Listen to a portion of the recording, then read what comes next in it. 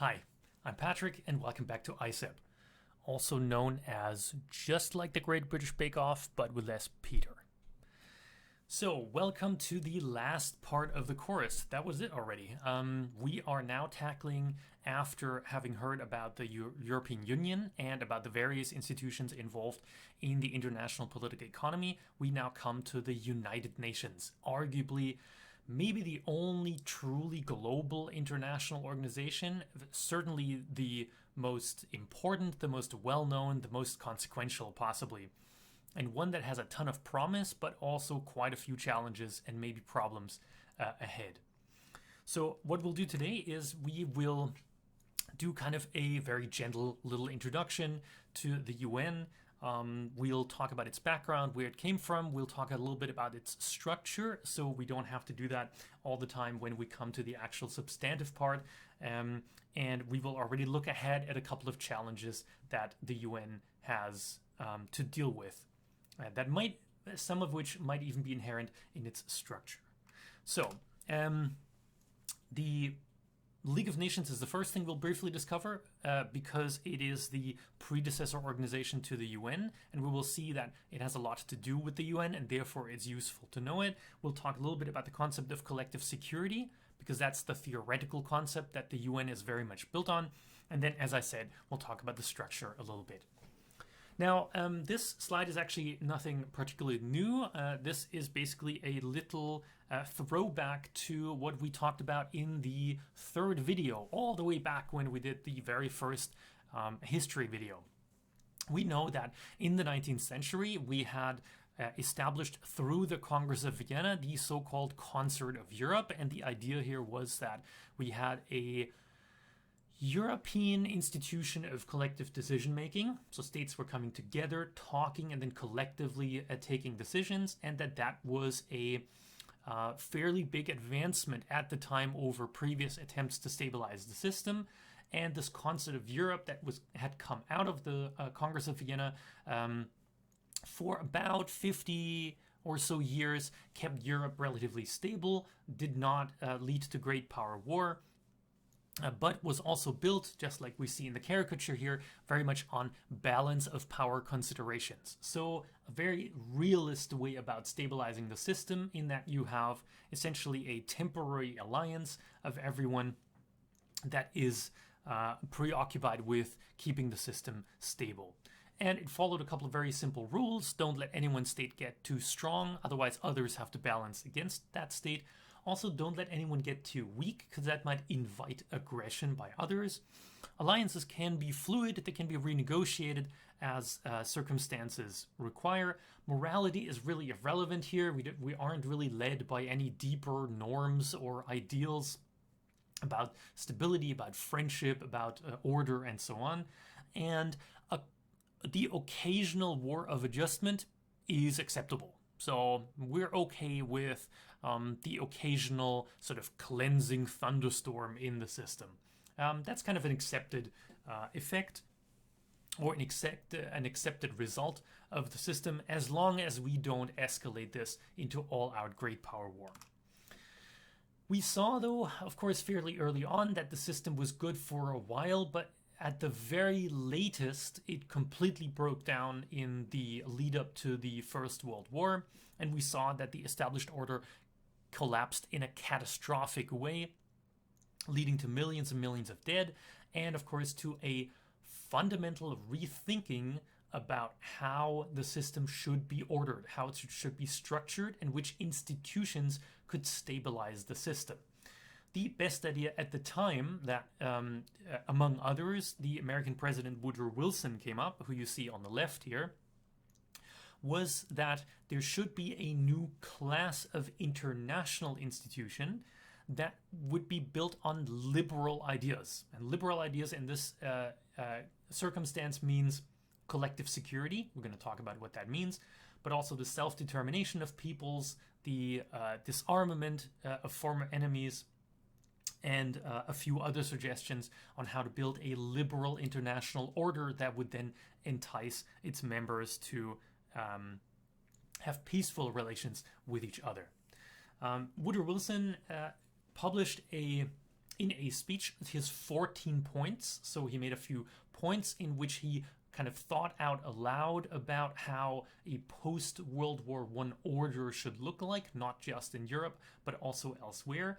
You see on the right here, this is a very abbreviated version. The really important parts are the early ones. So he says that the international order should be based on open covenants. That's basically treaties or agreements or institutions of peace, which are openly arrived at.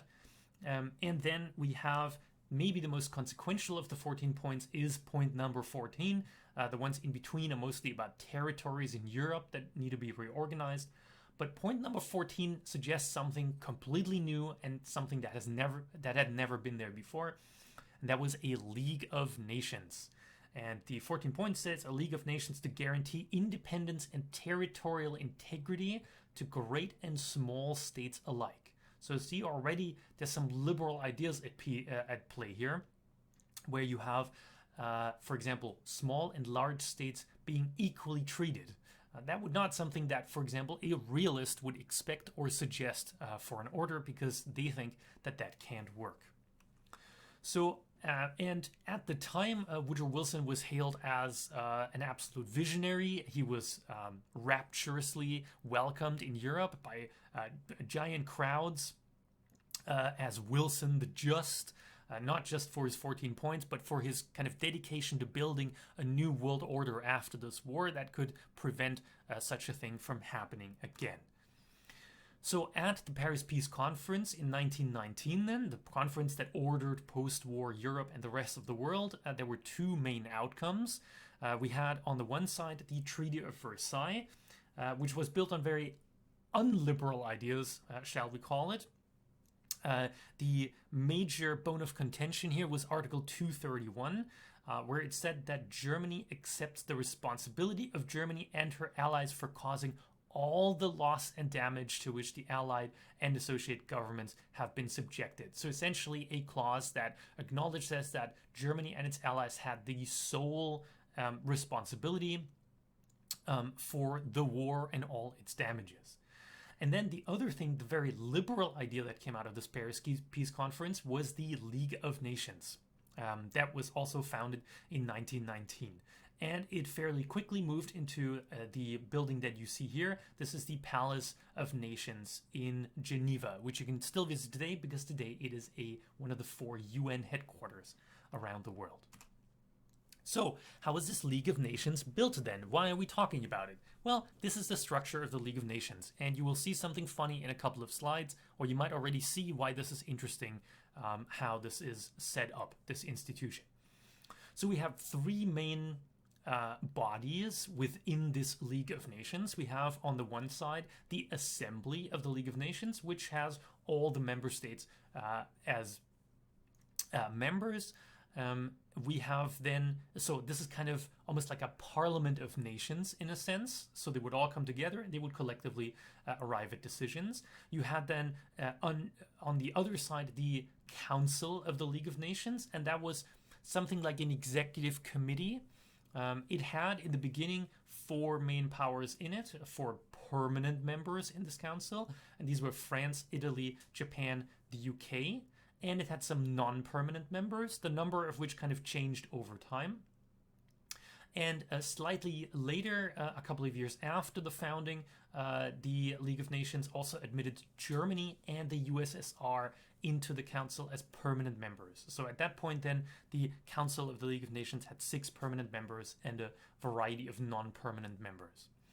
And this would be supported by a secretariat, so essentially a group of bureaucrats that would set up the meetings and provide the infrastructure that an organization needs to operate properly.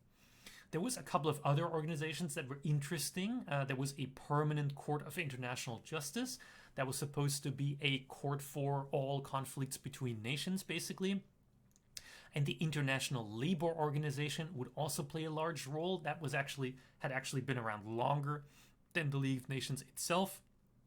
And it was to deal with, well, issues of labor and organizing the economies of member states and globally, of course. Now, one very important thing here is that despite Woodrow Wilson's best efforts as president, the president, unfortunately, in the US cannot sign international treaties and make the US part of international organizations. That is a right that is reserved to the US Congress, and more specifically, the US Senate, who has to sign off on these things. And much like today, the US Senate didn't follow its president at all times. And so the US Senate refused to have the US join the League of Nations. So in a bit of a twist of fate here, the country that had most pushed for the League of Nations as an idea afterwards did not become a member of it. So the US, not a member of the League of Nations, never would be during its existence. So that was the rough setup. You had sort of something like a parliamentary assembly, you had something like an executive council, maybe with more powerful states in it, and you had a secretariat underneath it that was supporting the two. It wasn't very well thought out how the competences would be divided between the assembly and the council, and it was thought that this would be something that could be worked out in practice. Now, the League of Nations was built on this idea of collective security, and is a concept that is going to reappear because the UN are also founded on this principle. So let's think about this for a second. So the idea of collective security is a liberal alternative to the balance of power. So instead of stabilizing the system by checking power with power, you would find a different type of arrangement to provide security for everyone. And the idea here is that you would create a broad alliance of basically everyone in the system, every state in the system, who would then agree to jointly oppose any aggressive action against any one of them. So the idea here was that you created a general and permanent alliance of, well, ideally, all member states or all states in the world even, and then whenever one of the member states would be attacked by someone, either from within this alliance, which shouldn't happen of course, or maybe from without this alliance, the entirety of the other alliance members would come to the rescue, come to the aid of that state that was attacked. And the great idea about this, of course, was that would have huge deterring effects on war. So if you knew, for example, that even if you attacked something like Luxembourg was part of an alliance where every other alliance member had pledged that if any one state was attacked, they would all come to help that state. Well, then even a small state like Luxembourg wouldn't have much to fear from others, because they could trust that every other state of the alliance, every other state in the system that was a part of this arrangement of collective security, would come to its side and help it. Now, obviously this required two things. First, it required a credible commitment from states to actually follow through with this. Now, of course, it's great for Luxembourg that it's part of this alliance, but can Luxembourg really rely on other states coming to its aid when it's attacked? Won't other states maybe think, you know what, Luxembourg's not that important, we're not going to sacrifice our soldiers to defend Luxembourg? That can't happen, because of course, once this system of collective security only holds up as long as everyone is credibly committed to it. Once it kind of feels like it's up for negotiation whether or not states actually help each other, then the whole system collapses like a house of cards. It has to be a credible commitment to defend everyone against everyone outside of this alliance. And then it requires a certain institutionalized structure, because you can't just arrange this ad hoc.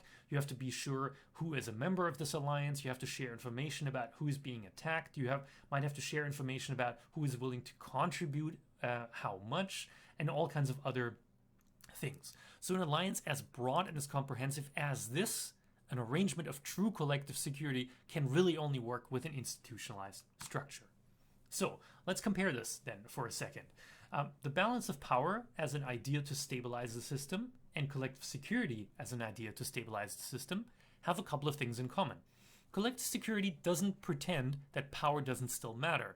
Power matters, just this time it's power exercised by a broad alliance. So power still deters states from waging war on others.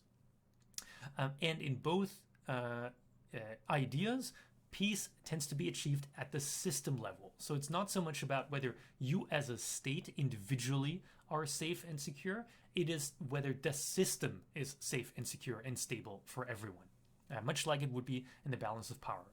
And for this kind of system to work, on either side, the ideology shouldn't matter. Whether you're a dictatorship or a democracy, technically you should have equal incentives to join these because you want safety and security regardless of how your country looks domestically. But then we have major points of departure. In collective security, you have a cooperation between all actors, not like in balance of power where you really only have major powers and blocks working together. The collective security arrangement is a permanent one, not a shifting and temporary one, as in the balance of power. And the security is system-based in collective security rather than state-based. So you're not achieving security at the state level, but rather at the system level. So now, how did this translate then into the League of Nations? Well, it turns out that this idea of a general, broad, permanent alliance between all states in the system was a good idea, in theory, was pretty difficult to implement in practice. It did have some successes. So the League did occasionally achieve its goal in defending some of its members against aggression from others, and it did involve itself into some territorial disputes and in enabling international cooperation, but there was a couple of failures, and these failures kept piling up towards the end, where the League simply didn't do much. It couldn't act in the face of open aggression. Just as one example, there was an Italian invasion in Ethiopia, where Ethiopia explicitly asked the League to step in, and the League did absolutely nothing. Going a little Wikipedia tangent, that was a big failure, obviously, of the League. And this stemmed from two key problems with how the League was set up. The one was that, well, actually, it wasn't a global, universal alliance. There were important states that were missing from the equation. Most of all the US, that would have been very important in providing a level of security to others with its military power. But also there was kind of an idea that states could join and leave this alliance as they pleased, and they did over time, which means it created all kinds of problems because, as we said, this kind of alliance only works if it's permanent rather than states picking and choosing when they want to be a part of it and when they don't. And the second big problem was simply that member states were unwilling to really bear the costs of collective action. So they simply didn't really want to bear the sacrifices of soldiers or spend any money or generally exert a lot of resources to defend a country that might be far away and not very important to themselves. Now, this then led to a number of failures, and we already talked about this also in the history lectures, but both the Treaty of Versailles that was designed to stabilize the post-World War I world and the League of Nations couldn't solve certain systemic problems. They couldn't encourage disarmament. They couldn't get Germany to accept the terms of the peace because in that weird Article 231, all the responsibility was laid on Germany, and Germans felt that that was unfair. You also had a number of revolutionary nations that weren't following League of Nations rules, and things like colonialism and the economic downturn were issues that the League of Nations was ill-equipped to deal with. So, long story short, the League of Nations, of course, failed in its main task of preventing another world war, and we slid into World War II, despite its best efforts. Or maybe actually its not so best efforts, given that states were just unwilling to really make a push to make this work. So that led then to much general thinking about what should come after the League of Nations, what could be a better way of setting up this system. Now, the planning for the League of Nations 2.0 already began during World War II. You see here on the left a little sketch, literally on a napkin, that Roosevelt, the American president, Roosevelt, made at a conference in Tehran in 1943. And I find the sketch fascinating because you always imagine that's how world leaders might draw up institutions, but this is one of those times when they actually did do it. So we see that Roosevelt envisions three distinct parts of those United Nations, of that next organization. on the one side, it's 40 United Nations, so something like an assembly. In the middle, you have something that he calls an executive committee. No, cat, you can't walk on my keyboard. An executive committee. And then on the right, he has something he calls the 4 policemen. And now this is a new idea, because if you, as you notice, the council doesn't exist here anymore. The council as it was before, instead there's 4 policemen, so 4 nations, and he thought about China, the UK, the US, and the USSR that would step in and police the system. So they would essentially keep the peace for everyone to make sure that the system would be stable and conflicts would be dealt with. So this was really the core idea of how these United Nations would be set up. It was negotiated in San Francisco in 1945, and the UN Charter, which was its founding document, was finally ratified on 24th of October 1945. So we actually had UN Day a couple of weeks ago here that I hope you celebrated. Need to let the cat out. My apologies. So at its founding, the UN had 51 founding member states, including, of course, all the victorious powers of World War II. The losing powers were not invited for obvious reasons, at least in the very beginning.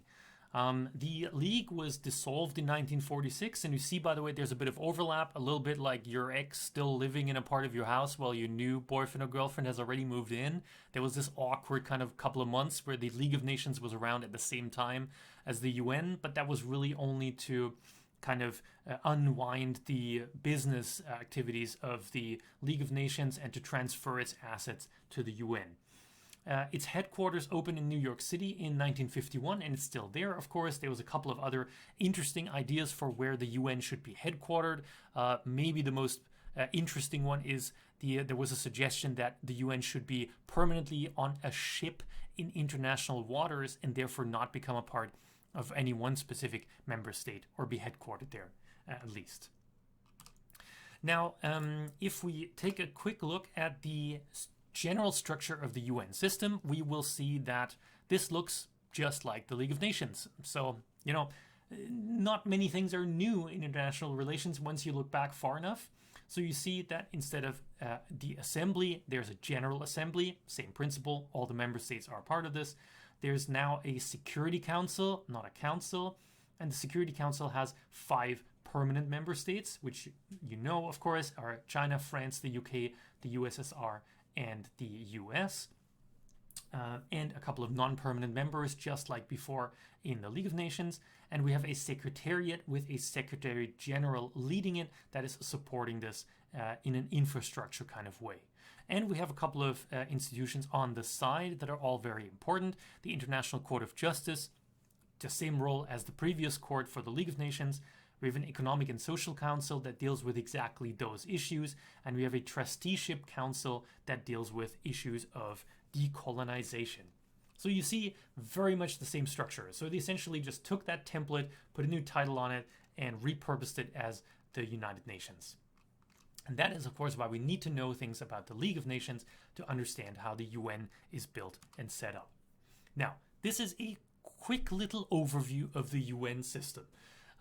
There's a few takeaways from this. First, don't get overwhelmed. The principal organs are the ones on the left. These are the ones that are really important. And we'll talk about 3 of these in greater detail on the coming slides. There's one body that no longer really meets or even kind of exists. That's the Trusteeship Council at the bottom. The Trusteeship Council was designed to oversee the process of decolonization. So it was supposed to help countries that wanted to achieve their independence from their former colonial overlords and oversee their process into independence. And because there's really no colonial territories left at this point that need to be shepherded along, that council doesn't really meet anymore. There's still a room with a hideous wall carpet, but it doesn't meet anymore. It's essentially dormant. It's like a zombie organ. But you can see that the system is highly complex. There's a ton of organizations in here, and sometimes really important organizations are hiding in the small print here. There's the World Food Program, which delivers a ton of food all around the world and which got the Nobel Prize recently for what it's done to support those in need. There are things like the World Bank is down here, or the World Health Organization, of course, that we're dealing with at the moment. You have an Office for Disarmament Affairs. You have a special representative for children in armed conflict. So there's a ton of different bodies, organs, and functions, because much like any good bureaucracy, over time, this has very much diversified. It has sprouted new organs for new functions and new competences that the UN has been given. So at this point, this is really a bit of a thicket. It's kind of difficult sometimes to know where you are in the system. Now, according to my best numbers, there is about 80,000 people in this graph. So among all the UN bodies here and its specialized agencies, there's about 80,000 people that work for the UN as this international organization and the associated agencies and bodies. I don't know if that sounds like a lot or a little to you, 80,000. Let's remember, though, that the New York City Police Department has 55,000 employees. And from all I know, the NHS employs 89,000 people in Wales. So if you think running the world is slightly more complex than running health in Wales, then 80,000 people seems reasonable to me, and maybe even a bit on the low side. But so the system is highly complex, lots of things going on, lots of specialized agencies and organs that all deal with their individual little fiefdoms. Sometimes these overlap, and the UN does its best to keep the system efficient, which doesn't always work. Now, let's talk really briefly about the UN Charter, because the UN Charter is very much the document that the UN is built on, and it defines in Articles 1 and 2 the purposes and principles of that organization. My cat is extra annoying today. The purposes of the organization are to maintain international peace and security. That's the very first purpose. Not surprising, given that it was founded after World War II and designed to not have another world war. So far, that seems to have worked. It's supposed to develop friendly relations and achieve international cooperation in solving international problems. So that's fairly straightforward, the purposes. The principles are slightly more interesting, maybe. So the first one is sovereign equality, which is an interesting one already, because that's a core liberal principle. It doesn't matter how big or how powerful you are. In the UN, every state is equal in the sense of its voting power. So whether you're Luxembourg or the US, you have one vote, for example, in the UN General Assembly. And as long as you are a sovereign member state, you are being treated just like every other sovereign member state, regardless of any qualities about you as a state. The threat of force is forbidden. Funnily enough, if you are a member state of the UN, you are prohibited by the Charter to ever threaten another member state by force. As you can imagine, member states tend to ignore this, especially the big ones. And then the third one is maybe the most interesting one, because it's also the most contentious one, and that is that the UN should not interfere in domestic affairs. So things that are domestic only, that only happen within your state's borders, and that do not have an international component to them, the UN has no power really to intervene there. And other UN member states have also no power to tell you anything about how you should run your affairs. And as you can already see, of course, that can create a whole host of problems, because oftentimes states do quite bad things domestically, over which the UN really has not much power, if that's how we interpret the idea of no interference in domestic affairs. Chapter 2 lays out the membership. All peace-loving states, yay, can join the UN. The General Assembly has to decide on this after the Security Council recommends it, and there is the possibility that you could get suspended or even expelled from the UN for particularly bad things. So far, no member state has ever been expelled, and no member state has ever really formally been suspended. If you think back for a second, there has only been one member state that's ever been sort of suspended from the UN. Think for a second about which state could that have been and for what? Okay, I don't know if you looked it up or you just knew. It was South Africa. Apartheid out of all the terrible things that happened in the 20th century, was so bad indeed that the General Assembly forbade South Africa from participating in its votes. It wasn't formally suspended, but for all intents and purposes, it was suspended and couldn't participate until the apartheid regime had been ended. Now, let's briefly talk about the main bodies, because those are really the places where the UN is happening. We have the General Assembly that you are probably familiar with. It meets once a year in a big conference in New York. The idea is that there's equal representation, so one state has one vote here, and it is important because it approves the overall UN budget, which of course has all kinds of implications for what the UN can and can't do. And it also makes appointments such as that to the UN Secretary General. It passes resolutions. Those are really the main output of the General Assembly. I'm sure you've heard this before. The General Assembly has passed a resolution today condemning this or suggesting this. Now, while these are important, and we'll talk about these more in coming lectures, the really most important thing about these is, despite of how important we think the UN is and how important General Assembly meetings are, they are non-binding. They are not legally binding documents. They are essentially pieces of paper that we would really like all the states to follow. That's about it. They are not legally binding documents, and they cannot be automatically enforced by any international body. Now, because you have 193 member states, which is quite a bit, there tends to be not very much majority voting. So the UN General Assembly tends to not let it get to the point where you could be on the losing side of a vote. The GA tends to want to have consensus among all its members before it takes certain decisions. And oftentimes this will be achieved by first trying to get consensus in the General Assembly's informal regional groups. You can see how they're structured here on the bottom right. And then these regional groups will then meet and try to find consensus at a higher level. These regions also play a role in, for example, appointments. Like the UN tries to be very equitable between world regions and tries to, for example, rotate important offices between world regions. So these play quite a large role in the goings on. There's a great little YouTube video that I think I also linked on Learn, and you have the link here, that shows a little bit of how it looks and feels like behind the scenes of the General Assembly. This was a few years back, but it still looks just the same. Maybe not in COVID times, obviously, but in terms of the normal proceedings, it's a pretty fascinating little look of how things are conducted.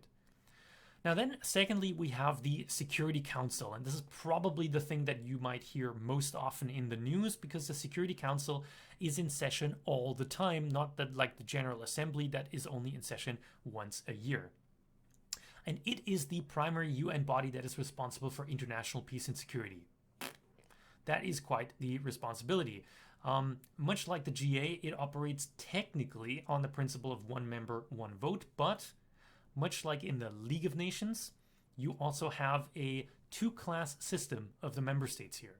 There's 15 member states in total at the moment, of which 5 are permanent members, and those are China, France, the UK, the US, and the USSR, and 10 rotating elected members. So these 10 non-permanent members are being elected by the GA. By the way, there's voting campaigns and everything. You really want to be one of the states that gets on the Security Council. It's quite a prestigious position, and shows, for example, that other states trust you to be on there.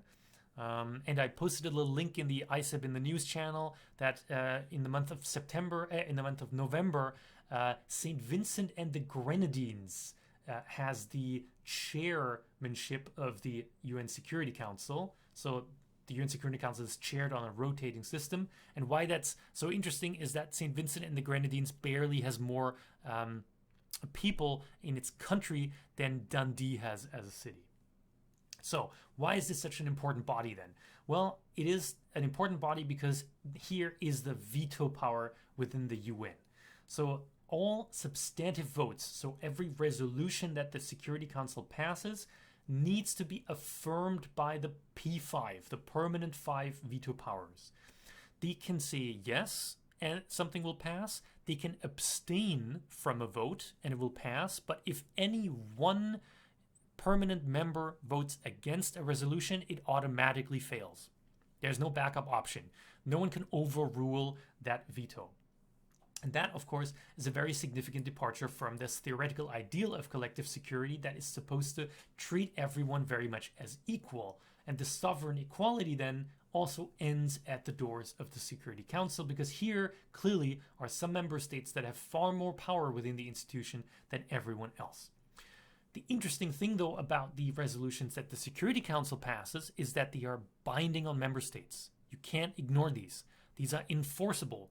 You have to respect these, or the UN Security Council can sanction you through a variety of means, including even military intervention. If we look really briefly at who has used the veto really over the past 75 years, you can see that maybe surprisingly, the two, or maybe not surprisingly, the two Cold War powers by far used the most vetoes. And as you see by the coloring, the dark blue is the early period of the UN, the first 20 years. Light blue is the second 20 years. You can see that most of the vetoes were really came during the Cold War, with far fewer vetoes coming nowadays. In the past 30 years, you've had far less. But it has shifted a little. So while the USSR was the primary kind of obstructive power in the Security Council early on, nowadays it's the US.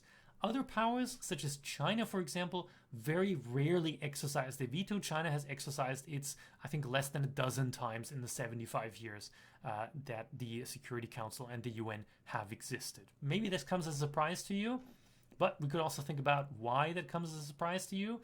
Normally, of course, more than one veto power tends to be aligned with one other one. So sometimes only one of them has to put in their veto and the other one can just be fine with that. So, important body, there's a veto power here, and resolutions are binding as long as all the veto powers agree that they should pass. This is just a fun little photo. If you've ever, this is probably the standard picture that you see of the Security Council. It's a darkened room with like a round table. Most of the important negotiations actually happen in these kind of broom closets outside in the corridor, which is a bit bizarre, but that's really where most of the work happens because no one wants to be in the plenary all the time. And this is what the room looks like with the curtains open. When Germany had the chairmanship of the Security Council a few years ago, they decided to let in some air and let in some light to make the whole thing more transparent. Didn't last very long. They drew the curtains again very quickly because, you know, who wants to be watched all the time? Now, the last part I want to talk about really briefly is the UN Secretariat. And why that's important is that that's possibly the most visible part of the UN system, certainly the most visible person associated with the UN system in the form of the UN Secretary General. The SG, as he's normally called, is the chief administrator, so he leads the UN Secretariat. He's appointed by the GA and has to be confirmed by the Security Council, and at least on paper, he is independent from governments.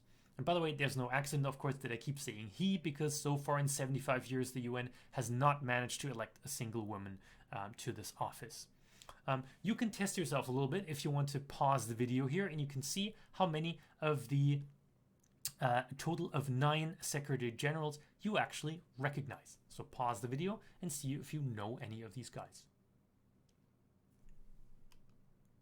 So I hope that you at least knew the current person, who is Antonio Guterres from Portugal, so a European. Before that, we had Ban Ki-moon, who you probably also vaguely remember, at least it was a couple of years ago already, but he was from South Korea. Before that, we had Kofi Annan, maybe one of the most well-liked UN Secretary Generals, certainly the one with the highest public profile as a global kind of figure. We had Boutros Ghali before that from Egypt. We had Javier Pérez de Cuellar from Peru.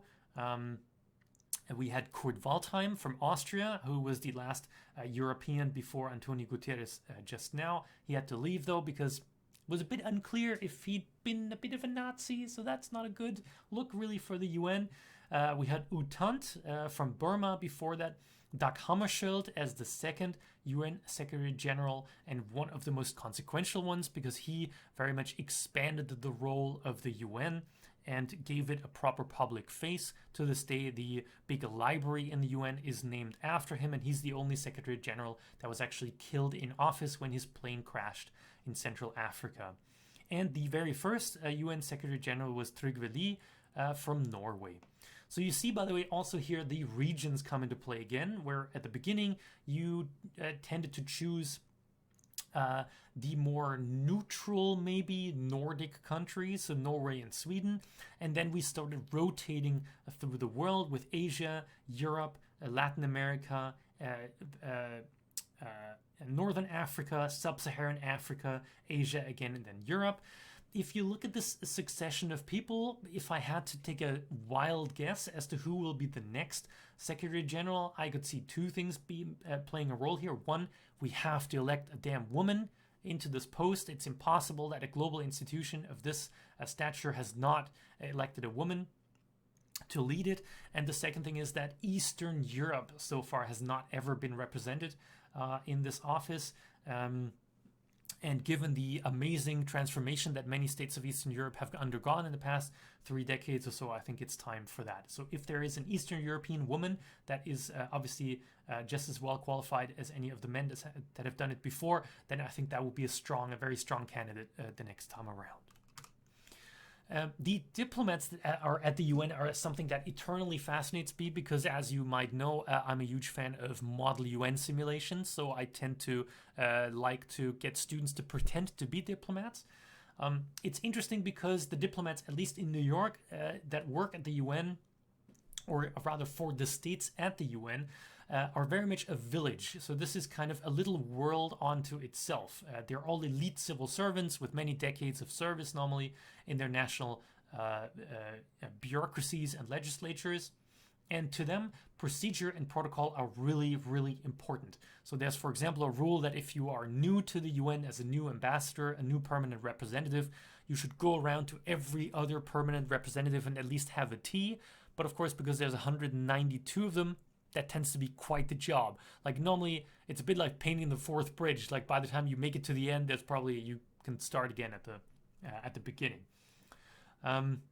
Formal and informal negotiations are really important. Lots and lots of the work at the UN is done in informal ways. So by the time everyone enters the room and then votes on things, normally most of the stuff has already been negotiated and there are rarely any big surprises unless major situations are changing while things are going on. David Malone, the former Canadian permanent representative, said that people really matter at the UN. At any given time, out of 192, now 193 ambassadors, about 35 control the game. Within the Security Council, 4 or 5 ambassadors at any given time are dominant. So much as we would like to believe that everyone is sovereign and equal, in reality, really, it is certain countries that are particularly active, oftentimes tend to speak for their region, and that push things along in the UN's organs. Richard Holbrooke, the former US permanent representative, has said the UN village is interesting because it has its own language, where demand means ask, strong means not so strong, severe means not so severe, and urges means begs. So the language and the norms of how to conduct diplomacy are a whole kind of world unto itself, and can sometimes be really confusing to figure out what is actually being said here, because much of the things to be communicated lie in the subtext of what is being negotiated and written down and passed as resolutions. So let's take a quick stock here of where we ended up. First, we should ask if the UN is truly a collective security arrangement, because after all, that's what we said. That was the ideal that it was built on. Now, good arguments for it are that, yes, by signing the UN Charter, all states agree to not engage in aggression. So only for defensive purposes are you allowed to use your military, and that is of course a classic collective security idea. You can't just go out and attack random people. You are supposed to keep the peace by staying in this peaceful alliance. The Chapter 7 that we'll talk about much more in the lecture on peacekeeping authorizes the UN to take collective military action. So if one UN member state is attacked, all the UN member states might get the right or even have the responsibility to intervene and stop that from happening. And that has actually happened a number of times under a UN mandate. For example, in the Gulf War against Iraq, where an international alliance led the efforts to push Iraq back from when it had invaded Kuwait. But on the other hand, we could also already see in the past couple of slides that collective security in its ideal form certainly wasn't what the UN was practicing. So the UN structure still has certain organs that privilege the great powers, the veto powers in the Security Council, for example, which means that it's probably more like a modified collective security arrangement. And of course, for every instance that we can find where there has been an act of aggression that the UN did do something against, there are plenty of instances where there were acts of aggression that the UN actually did not enact its collective security rule and did not intervene, or the UN's member states, I should rather say, intervened and stopped that aggression from happening. So a bit of a mixed bag here. One of the examples of this is the civil war in Syria, which of course still rages years and years on. I never have to update the slide because there's no end in sight for this particular conflict, even though there's undoubtedly several states involved, several sub-state actors involved too. There's been no UN intervention, no mandate, and no resolution of that conflict. Partially that is because the UN is not very well set up to deal with internal conflicts. Now, if you go back all the way to the second history lecture, I showed you two graphs at the end. And the one graph showed you the instances of wars. And what we saw was that the instances of interstate wars, so state A attacks state B, has gone down over the years, over the 20th century. But the instances of intra-state wars, so conflicts within states, have gone up. And the UN is ill-equipped for this because of its basic policy of non-interference in domestic affairs. And we'll see how the UN tends to get around that in specific cases. And so we could ask then if the modifications to this collective security arrangement then support maybe a realist view, even though of course we know that the realists tend to not be big fans of international institutions. But does this then just show that states still are prioritizing their own self-interests and their own survival over any type of collective arrangement that they could possibly be a part of? Or does this just mean that the UN does not have enough power, really? So the realists might think the UN just has little power, and that's quite right. Institutionalists or liberals might well think that the UN needs more power to more properly live up to this ideal of collective security, and therefore really enable all these rules and enable all these outputs of collective security that it was designed to generate. Now, there's a couple of big debates, some of which we will touch in the coming lectures. The first one is the eternal question, often on the minds of conspiracy theorists, whether or not the UN is a world government. Are there evil people sitting in this building in New York, in these, 30 floors or so, that are planning on how the world should be ruled? Much of this is, in a slightly more academic sense, tied up in a discussion about whether the UN is a forum or an actor. And what that means is essentially, is the UN just a forum? So is it just a place where states still interact? So it's never really the UN that does things. It's always the UN's member states.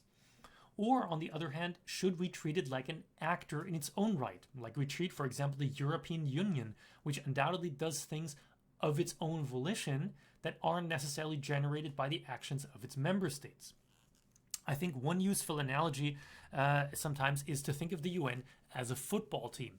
If things don't really happen on the football pitch, say for Scotland, I know, outrageous proposition that things wouldn't happen for Scotland, do we blame the players for things not happening? Or do we blame Scotland, like the institution of the Scottish football team?